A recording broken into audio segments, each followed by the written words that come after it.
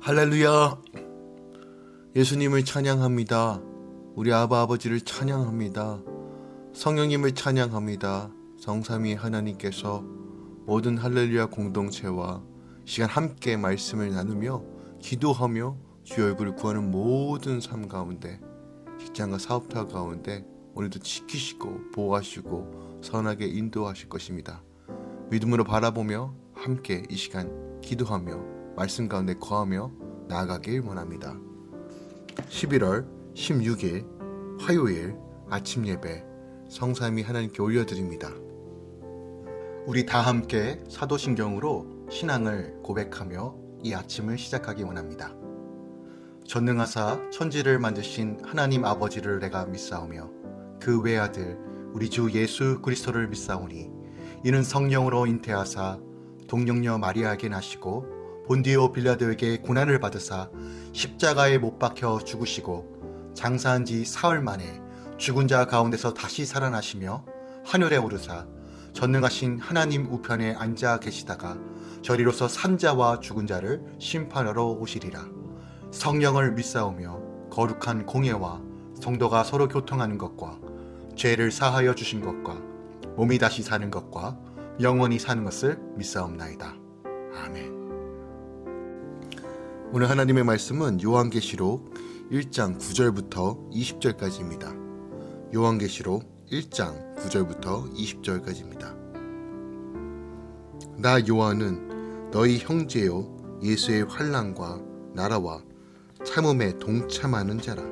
하나님의 말씀과 예수를 증언하였으므로 말미암아 밤모라 하는 섬에 있었더니 주의 날에 내가 성령에 감동되어 내 뒤에서 나는 나팔 소리 같은 큰 음성을 들으니 이르되 내가 보는 것을 두루마리에 서서 에베소, 서머나, 버가모, 두아디라, 사대, 빌라델피아, 라우디게아 등 7교회에 보내라 하시기로 몸을 돌이켜 나에게 말한 음성을 알아보려고 돌이킬 때에 7금 촛대를 보았는데 촛대 사이에 인자 같은 이가 발에 끌리는 옷을 입고 가슴에 금띠를 띠고 그의 머리와 털의 희기가 흰 양털 같고 눈 같으며 그의 눈은 불꽃 같고 그의 발은 풀무불에 단련한 빛난 주석 같고 그의 음성은 많은 물소리와 같으며 그의 오른손에 7별이 있고 그의 입에서 좌우에 날선 검이 나오고 그 얼굴은 해가 힘있게 비치는 것 같더라. 내가 볼 때 그의 발 앞에 엎드려져 죽은 자 같이 되매 그가 오른손을 내게 얹고 이르시되 두려워하지 말라. 나는 처음이요 마지막이니 곧 살아있는 자라. 내가 전에 죽었었노라 볼지어다 이제 세세토록 살아있어 사망과 음부의 열쇠를 가졌노니 그러므로 내가 본 것과 지금 있는 일과 장차 될 일을 기록하라. 내가 본 것은 내 오른손에 7별의 비밀과 또 7금 촛대라. 7별은 7교회의 사자요 7촛대는 7교회니라. 아멘. 하나님의 말씀입니다. 오늘 본문은 1장 19절에 기록되어 있는 그러므로 내가 본 것과 이제 일한 것을 장차 일을 기록하라 라고 하는 이 본문에 힘입어 본 것에 해당하는 부분이 기록되어 있어요. 환상 중에 현원하신 그리스도의 신비한 면모와 묵시 기록 명령을 오늘 본문이 기록하고 있습니다. 오늘 본문을 절별로 조금 더 자세하게 다루기 원합니다. 먼저 9절부터 11절까지는 기록자 요한 자신이 복음을 전하다가 밤모섬에 유배된 때 성령에 감동되어 소아시아 7교회에 편지를 써보내라는 음성을 들었다는 것을 밝히고 있어요. 하나님의 말씀과 예수를 증거한 사도 요한은 당시 로마 황제 도미티아누스 때 밤모섬에 유배가 됩니다. 요한은 예수님의 12제자 중 한 명으로 당시 생존해 있던 유일한 사도였습니다. 하지만 그는 이런 권위와 특권을 내세우긴커녕 자신을 공동체의 형제로 여기며 노령의 몸으로 채석장에서 노역하면서 예수의 환난과 나라와 참음에 동참하는 것이 무엇인지를 보여줍니다. 주의 날에 요한은 뒤에서 나는 나팔 소리 같은 주의 음성을 듣습니다. 요한처럼 반모섬에 갇혀도 말씀을 붙잡고 예수를 증거함으로 예수의 환난과 나라와 그 나라의 참여함에 동참할 수 있는 것입니다. 그럴 때 주님이 내 뒤에 계심을 알고 나팔 소리 같은 주의 큰 음성을 듣게 될 것입니다. 12절부터 16절까지는 환상 중에 현현하신 그리스도의 모습이 기록되어 있습니다. 요한이 자신에게 말한 음성을 알아보려고 몸을 돌이킬 때 7 금 촛대 사이에 계신 그리스도를 봅니다. 환상으로 나타나신 그리스도께서 대제사장의 긴 옷을 입고 7 교회 사이에 계신 것입니다. 이 땅의 교회는 흠있고 연약하지만 주님은 우리의 대제사장이 되어 교회를 위해 기도하십니다. 눈이 불꽃 같고 발은 풀무불에 단련한 빛난 주석 같은 주님이 반모섬에 갇혀 예수의 환난과 나라와 참음에 동참하는 성도를 보고 돕고자 오십니다. 그의 입에는 좌우의 날상 검인 말씀이 나와 죄와 사망의 권세를 멸하며 그 얼굴은 해처럼 빛납니다. 어두운 반모섬에서도 내 뒤에서 나를 도우시는 예수님을 날마다 보는 자는 그 얼굴이 힘있게 빛날 것입니다. 7절부터 20절까지는 처음과 나중이 되시며 죽었다가 부활하시고 영원히 살아계셔서 사망과 음부의 권세를 가지신 그리스도의 요한을 향한 묵시 기록 명령을 기록하고 있습니다. 그리스도의 영광스러운 모습을 본 요한은 그 발 앞에 엎드려져 죽은 자같이 됩니다. 요한은 누구보다도 주님을 사랑하지만 완전하신 주님 앞에서 자신의 부정한 모습을 깨닫고 죄인으로 그 앞에 엎드린 것입니다. 내 죄를 보고 엎드려질 때 주님은 오른손을 내게 얹고 두려워하지 말라고 하십니다. 반모섬의 환난이 힘들어져 죽은 자같이 되어도 회개하며 주발 앞에 엎드리면 살아계신 주님이 나를 일으켜 새로운 사명을 주십니다. 내가 본 것과 지금 있는 일과 장차 될 일을 기록하여 나를 증언하라고 하십니다. 주님의 오른손에 있는 7별이 되어 한 영혼을 살리고 공동체를 섬기는 더 큰 사명으로 나아가야 한다는 것이죠. 이러한 본문은 본서가 인간인 요한 자신의 상상의 산물이 아니라 그리스도의 계시임을 분명하게 밝히고 있으며 신적 기원과 권위를 갖고 있음을 강조하고 있습니다.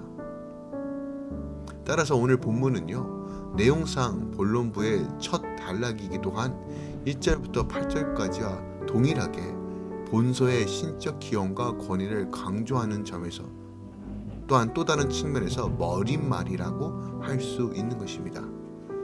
오늘 본문 말씀을 통해서 우리가 더 깊이 묵상해야 될 것이 무엇이 있을까요? 10절 말씀을 다시 한번 묵상해 보기 원합니다. 성령에 감동된 요한에게 있었던 일이 무엇입니까? 그 뒤에 나오는 음성을 들은 것입니다. 그러면 그 음성의 실체는 무엇일까요? 오늘 본문에 살펴보면 그 음성은 천사의 소리도 아니고 사람의 소리도 아니고 13절에서 16절까지의 내용을 바탕으로 그것이 바로 예수 그리스도의 음성이라고 표현하고 있어요. 또한 다른 구절에는 예수 그리스도의 음성을 많은 물소리와 같다라고도 표현합니다. 근데 오늘은 나팔소리와 같다라고 표현합니다. 요한은 예수 그리스도께서 직접 말씀하시는 그 음성을 들은 것입니다. 그리고 그 음성이 마치 나팔소리 같은 큰 음성이라고 표현하는 것이에요. 이 나팔소리와 같은 큰 음성이라는 이 표현 자체에 우리가 좀 주목해 보길 원합니다. 우리는 요한이 의도적으로 자신이 들었던 큰 음성을 나팔소리로 비유하고 있습니다. 나팔소리는 성경에서 여러 곳곳에 쓰입니다. 성경에서 나팔소리가 울려 퍼질 때는 파수꾼이 경고할 때, 전쟁할 때, 또한 히브리인들의 절기일 때 백성들의 주의를 촉구하기 위하여 나팔을 붑니다. 그러니까 성경에서 말하는 나팔 소리는 주의를 환기시키고 상대를 일깨울 때 사용합니다. 그런 의미에서 예수님의 큰 음성을 나팔 소리로 표현했다는 것은 1차적으로 요한의 집중력을 그 음성에 귀 기울여야 한다는 의미가 있고, 그리고 이것은 더 나아가 주의 깊게 들은 말씀의 기록은 이 계시록을 읽는 모든 이들로 집중력을 가지고 들을 필요가 있음을 강력하게 선포하는 거예요. 예수님은 요한의 주의를 일깨우시며 요한은 본서를 읽은 자의 주의를 일깨우고 있음을 알게 됩니다. 곧 예수님, 요한, 본서를 읽는 자의 순으로 충격이 가해지며 주의를 요구하는 것이에요. 이것이 주는 의미가 무엇일까요? 바로 본서의 1차 독자인 소아시아 7교회의 성도들은 물론 오늘날 요한계시록을 읽고 묵상하고 행하는 모든 자들에게 주의 깊게 이 말씀을 읽어야 한다는 거예요. 그러나 이것이 우리가 해야 하는 최선의 모습은 아닙니다. 단지 성도인 나만 이 말씀을 주의 깊게 듣는 것에 그치는 것이 아니라 한 걸음 더 나아가 큰 나팔 소리를 들었던 요한이 다른 이들을 일깨웠던 것처럼 우리도 다른 이들이 이 말씀에 집중하도록 주의를 환기시키며 증거해야 한다는 것이죠. 요한계시록에는 참 많은 오해가 있습니다. 이 책은 쉽게 읽으면 안 된다. 잘못 해석하면 안 된다. 이 책을 좀 멀리 해야 된다. 다양한 이야기들이 있습니다. 제가 단언코 말씀드리겠습니다. 마지막 시대일수록 또한 성도는 이 요한계시록을 가까이 해야 됩니다. 첫 구절부터 선포하죠. 말씀을 읽고 듣고 행하는 자. 이것은 이 말씀을 읽고 듣고 행하도록 우리에게 주신 말씀입니다. 그러므로 우리가 이 귀 기울여서 나팔 소리와 같은 주의 음성을 듣고 이 말씀을 묵상해야 됩니다. 더 나아가 우리가 이 말씀을 증거하는 나팔이 되어서 잠자는 영혼들을 깨우며 주님께로 멀리 떨어져 있는 자들을 다시 한번 주님께로 돌이키는 그 나팔의 역할을 해야 한다는 것이죠. 주의 음성이 나팔 소리와 같아서 요한에게 전달되었고 요한은 그것을 다시 한번 소아시아 7교회에게 증거한 것처럼 오늘날 이 나팔 소리와 같은 주의 음성이 우리 안에 집중되어지고 다시 한번 그것이 역동되어지고 살아 역사하셔서 흘려보내므로 내 삶을 통해서 하나님의 복음의 역사들이 나팔과 같이 증거돼야 함을 우리에게 가르쳐주고 있는 거예요. 특별하게 이 코비드 시절에 많은 것들이 깨어진 이 시대에 우리가 다시 한번 잠자는 영혼들을 향하여 예수 그리스도의 복음을 증거해야 됩니다. 지금은 마지막 때입니다. 우리가 준비해야 됩니다. 영적으로 무뎌진 자들에게 그들을 향해 중보하며 다시 오실 주님을 기대하며 주님께서 오심과 동시에 새하늘과 새 땅이 도래한다는 사실을 증거해야 됩니다. 지금은 회개의 때요 은혜의 때입니다. 이것을 증거해야 될 책임이 우리 안에 있습니다. 그러므로 오늘 주님, 내가 증거해야 될 곳이 어디 있습니까? 복음을 나누어 줄 곳이 어디 있습니까? 살아 역사하시는 하나님을 드러내야 될 곳이 어디 있습니까? 늘 고민하시고 기도하시고 삶 가운데 이것을 증거하도록 갈망하십시오. 성령의 지혜를 구하십시오.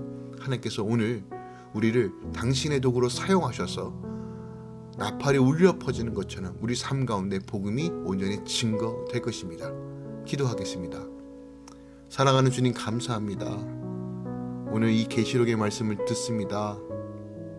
왕이신 주님, 통치자요 심판자로 오실 주님을 기대합니다. 모든 교회가 주의 때를 준비하고 주의 다시 오심을 소망하며 열처녀의 비유처럼 주님 우리가 준비된 자로서 서기 소망합니다. 이 음성을 분명히 듣고 일깨우고 증거하는 자가 되길 소망합니다. 성령 안에 우리를 붙들어 주시옵소서. 말씀의 불공으로 충만케 채워주시고 기도로서 중보하며 이 땅 가운데 하나님의 뜻을 드러내게 하여 주시옵소서. 어그러지고 깨진 것에 매여있는 삶이 아니라 예수 그리스도의 심장을 가지고 그리스도의 향기를 드러내며 이 땅 가운데 오직 주의 영광을 위해 살게 하여 주시옵소서. 모든 할렐루야 공동체를 축복합니다. 각자 삶의 영역에서 주님께서 일하여 주시고 사용하여 주시고 또한 그 가운데 하나님의 신령한 보호하심으로 채워 주시옵소서. 이제는 우리 주 예수 그리스도의 은혜와 우리 하나님 아버지의 놀라우신 사랑과 성령님의 내주교통 충만 역사하심이 오늘도 구원의 나팔을 선포하며 그 참되고 진리 되신 예수 그리스도를 증거하며 삶 가운데 주님을 높이는 또한 증거하는 모든 할렐루야 공동체의 삶, 또한 직장과 사업터와 모든 가정 가운데 이제부터 영원까지 함께 있을지어다. 아멘.